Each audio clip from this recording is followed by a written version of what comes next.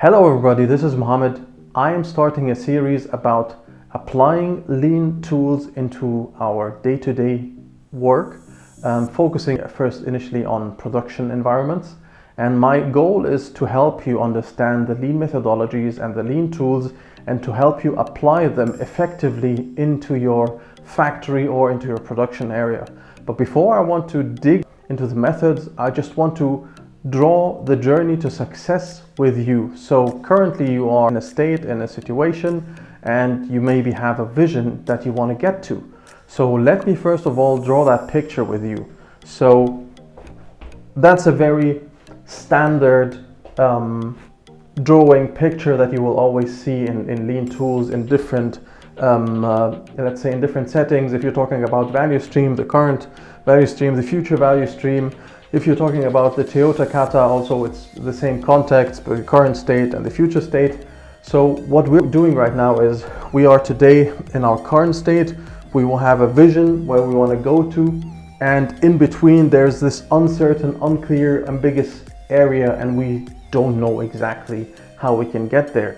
No, we don't know, but we do a lot of, let's say, activities. But do these activities get us there? That's what I want to discuss with you. So first of all, if we look at the current state, how do I characterize the current state? In the current state, you will find that we have our KPIs, which are quality, cost, and delivery KPIs. And usually if I am in a normal environment, we're not usually very happy about the current performance. It can become better. If we look at our customers are complaining about quality issues, about delivery issues, and of course our employees, and we're going to go into details about the employees again. They are not also in a very good state. Motivation is not very high. The engagement of people is not very high. So that's the current state where we're at. And of course we want to get into a future state where we are able to achieve our quality, cost, and delivery goals. We are able to satisfy our customer and exceed the customer's expectations. And we also want to get to a point where our employees are happy to come to work. They are engaged and they are really doing everything they can to help us get further and further, but they're really engaged, proactive, and we're working all together to achieve this goal. And one of the mistakes companies do is, for instance, we haven't talked enough about how the future state looks like. We don't know exactly how good or how bad we are. And these are things that if you want to go into that journey, we need to understand where are we today, what are our KPIs, what do our customers tell us, what do our employees tell us, and of course, how is our management feeling and our leadership feeling.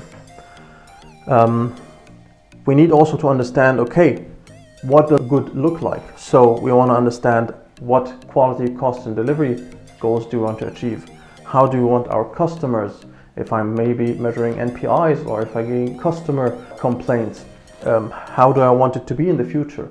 And last but not least, of course, also our employees. How do we want our employees to feel, to behave, and to act in order for us to achieve that future state? And we need this clear, let's say, path, because we are now going and transitioning from here to there together.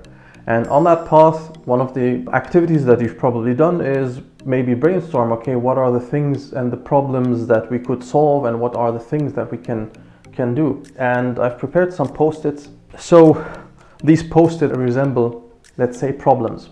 So a small post-it is probably a small problem that I'm facing.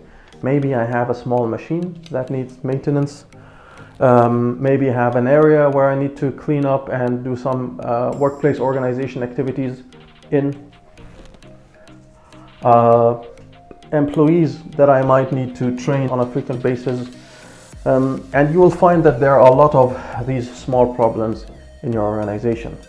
Then you have maybe, let's say, projects that require a little bit more effort, a little bit more problem solving, like maybe a quality defect that is consistent and we are unable to understand, and we maybe need to dig a little bit further down to understand what that quality problem is, or maybe customer demand. Or I have big problems like for instance an ERP system that I need to implement, or some, let's say, construction activities that I need to extend my production area. So all in all, you will find that we have many of these small problems. We will have some fewer of these mid or project-based problems, and we will have also some of these, let's say, big long-term activities that we need to do. So up till now, what have we done? First of all, we've identified what our current state is, we've identified what our future state should look like, and now we've identified what are these projects that we need to work on and we need to prioritize so that we get there. But we still don't have a plan. In the future, what we want to do together is rearrange our problem landscape so it looks a little bit maybe like that.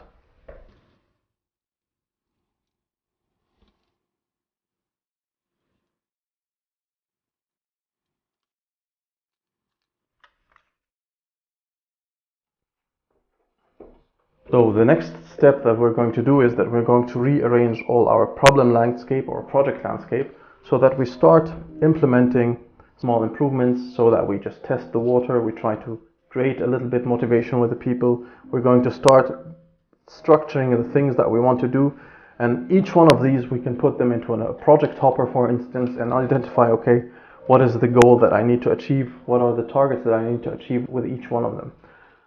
And last but not least, we need to continuously measure our approach on a periodic time.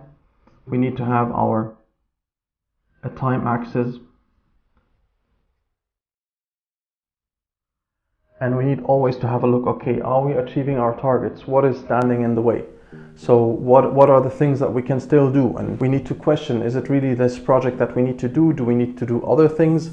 And through this process, we are able to identify and are able to steer the activities that we're doing. So summing it up, the journey of 1,000 miles starts with one step. Your journey to success starts with 5 steps. These steps are: number 1, understand where you're standing today. Number 2, understand where you want to go, what is your vision. Number 3, every idea counts, every project counts, put them all onto paper. Number 4, prioritize them and put them into an action plan that you can implement. And number 5, most importantly, follow up, keep checking at each point, are these actions taking us where we want to go? Thank you for watching. If you need support on your journey, please contact me.